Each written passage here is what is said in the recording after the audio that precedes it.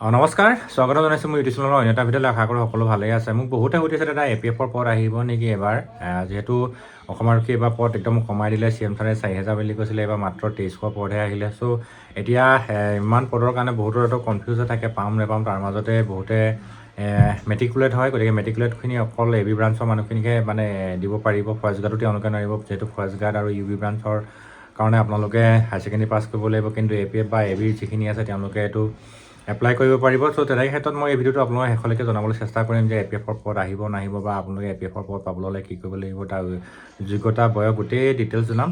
যিসকলে মোৰ চেনেলটো ফাৰ্ষ্ট টাইম চাইছে, চেনেলটো ছাবস্ক্ৰাইব কৰি ৰাখিব, ভিডিঅ'টো ভালে লাইক কৰিব আৰু শ্বেয়াৰ কৰিব। প্ৰথম কথা হ'ল, এবাৰ APFৰ পদ আহিব, কোনো মানে দ্বিমত নাই যে নাহিব। APFৰ পদ আহিব, সম্পূৰ্ণ ভেকেঞ্চি এনেই ওলাই আছে, ক'ত কিমান পদ আহিব। কিন্তু যোৱাবাৰ যি 2023 চনৰ 981টা পদ আহিছিলে, কিন্তু যোৱাবাৰ 981টাৰ এইবাৰ আধা পদহে আহিব। তাৰে 10% ৰিজাৰ্ভেশ্যন থাকিব ছোৱালীৰ কাৰণে। আৰু যোৱাবাৰ ছোৱালীৰ পদ আছিলে 981টাৰ ভিতৰত যি টোটেল পোষ্টত 98 জনী ছোৱালীৰ পদ আছিলে, তাৰে আপোনালোকৰ 8 জনী ছোৱালীয়ে জইনিং নকৰিলে, বাকী 90 জনীয়ে কৰিলে।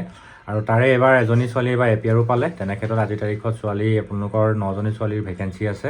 আৰু এইবাৰ যদি আকৌ 10% ৰিজাৰ্ভেশ্যন ধৰে, তেনে ক্ষেত্ৰত আপোনালোকৰ ছোৱালী যি আধাৰ পদ আহিব, সেই দলৰ যদি যোৱাবাৰ 981টাৰ পদ আছিলে, এইবাৰ দলৰ আপোনালোকৰ 450 ধৰক, বা 450তকৈ অলপ বেছি হ'ব। তো 450 10% ৰিজাৰ্ভেশ্যন কিমান হ'ব আপোনালোকে নিশ্চয় জানেই।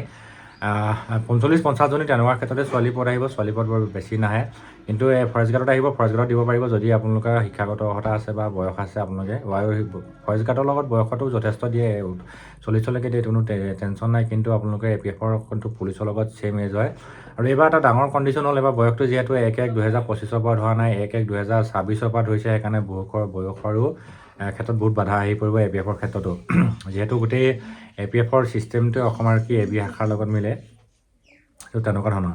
গতিকে আপোনালোকৰ যি যোৱাবাৰ 981টা পদ আহিছিলে, যোৱাবাৰ বন বিভাগৰ যিখিনি পদ মুকলি কৰিছিলে, forest guard, grade 1, driver constable, তাত APFৰ 981টা পদ আছিলে। যোৱাবাৰ 981টা বোলো আপোনালোকৰ বয়সৰ সীমা দিছিলে আপোনালোকৰ 18 পৰা 25 বছৰ, আৰু তাত দিছিলে 1-1-2023 তোৰ 1-1-2025লৈকে দিছিলে।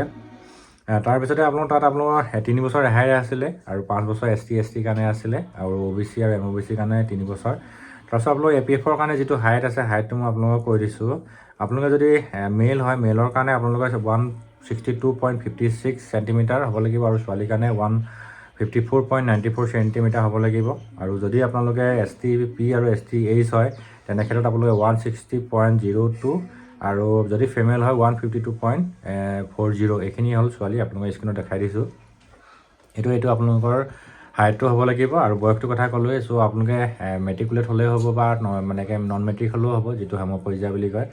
এইখিনি বস্তু আপোনালোকৰ লাগিব। বাকী আপোনালোকৰ APFৰ কোনো ৰানিঙৰ লগতে আৰু কোনো ৱাকিং নাই, অকল ৰানিংহে হয়। আৰু বাকী যিটো হাই জাম্প, লং জাম্প এইবিলাক, বা যিটো বিম চিম, এইবিলাক আপোনালোকে যেতিয়া এডভাৰটাইজমেণ্ট প্ৰকাশ কৰিব সেইটো দেখিবই। কিন্তু যোৱাবাৰ এইটো নাছিলে, এইবাৰো চাগে নাথাকিব। বাকী আপোনালোকে যদি যোৱাবাৰ যি অকণমান কম মাৰ্কৰ কাৰণে মানে অসম আৰক্ষীত সফল হ'ব নোৱাৰিলে, এইবাৰ আপোনালোকে ভালকৈ চেষ্টা কৰক, আপোনালোকে এইবাৰ নিশ্চয় সফল হ'ব।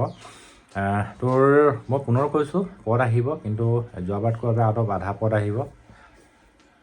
কিমান পদ আহে সেইটো মই কৈ নিদিওঁ, কাৰণ কেলৈ সেইটো কোৱাৰ মোৰ কোনো যুক্তি নাই। গতিকে মই আপোনালোকক কৈছোঁ যে আধা পদ আহিব। গতিকে আপোনালোকে খুব ভালকৈ প্ৰিপেৰেশ্যন কৰি থাকক।